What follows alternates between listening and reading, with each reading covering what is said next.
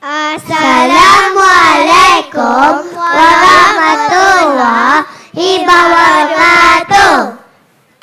Selamat petang semua. Kami datang hari ini membawa cerita tentang kasih sayang yang indah dan bermakna. Kasih sayang tu apa ya, friend? Kami tahu. Kasih sayang itu seperti cahaya matahari, memberi kehangatan hati. Kasih sayang juga seperti pelangi, mewarnai hidup kita dengan impian dan harapan. Yeay! Dengan kasih sayang, kita tidak putus asa. Kita berani memimpi. Kita terus berusaha.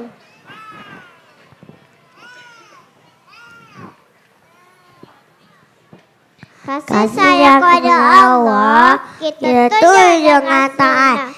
Solat 5 waktu, berdoa setiap saat.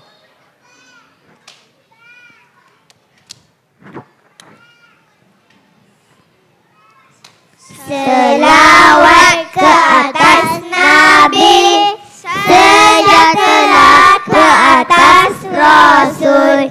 Nabi-nabi yang diutuskan, mereka semua adalah mulia. Kasih sayang kepada Nabi, kita tuju dengan sunnah. Selawat selalu mensertai arahnya.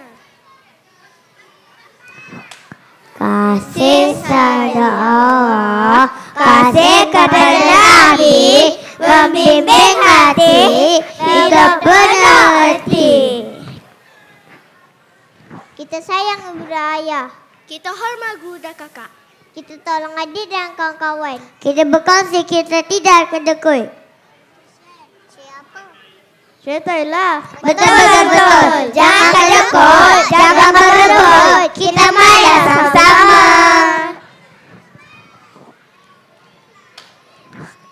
Kita tolong menolong, kita berkawan dengan baik. Kasih sayang mereka, semua orang jadi sahabat. Di kampung. Kuat. Budaya gotong royong, tolong menolong, tradisi lama, patut kita teruskan.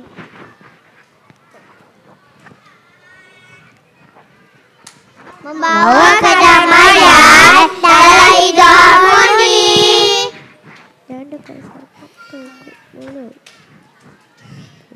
Dengan kasih sayang, kita dari awal menyatukan kita semua, keluarga, kawan-kawan, masyarakat dan negara. Dengan kasih sayang, kita kuat, kita bahagia, kita berjaya. Sekejap, belum habis lagi.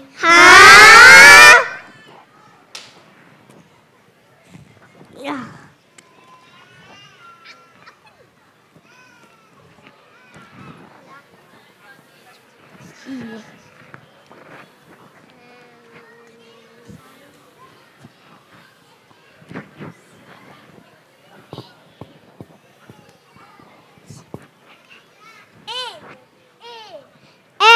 U I A W S O M E.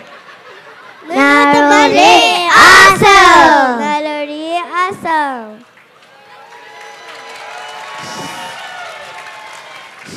No, di kenal. We love Naluri. Kiai